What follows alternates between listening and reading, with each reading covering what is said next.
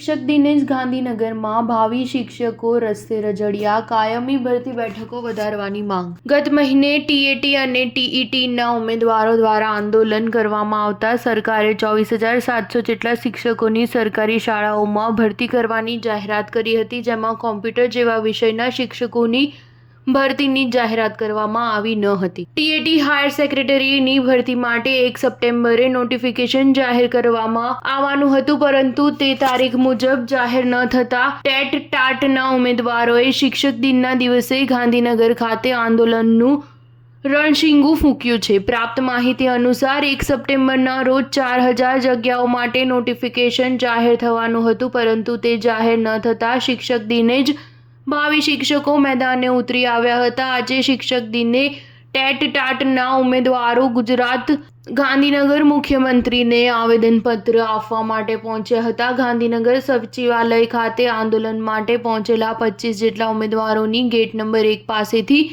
અટકાયત કરી લેવામાં આવી હતી, જ્યારે અન્ય ઉમેદવારો ગાંધીનગર ખાતે આવેલા 3 સર્કલ પાસે ભેગા થયા હતા અને રસ્તા રોકો આંદોલન શરૂ કરી દીધો હતો. ભરતી કરવાની, ભરતીમાં બેઠકો વધારવાની કોમ્પ્યુટર શિક્ષકની માંગ સાથે સૂત્રોચ્ચાર કરી રહ્યા છે.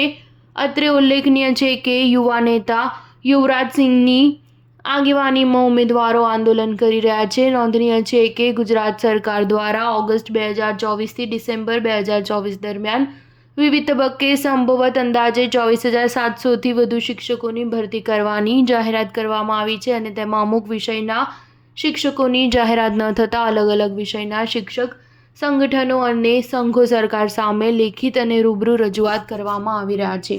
સ્ટાર ન્યૂઝ 7 હંમેશા સચ્ચાઈની સાથે.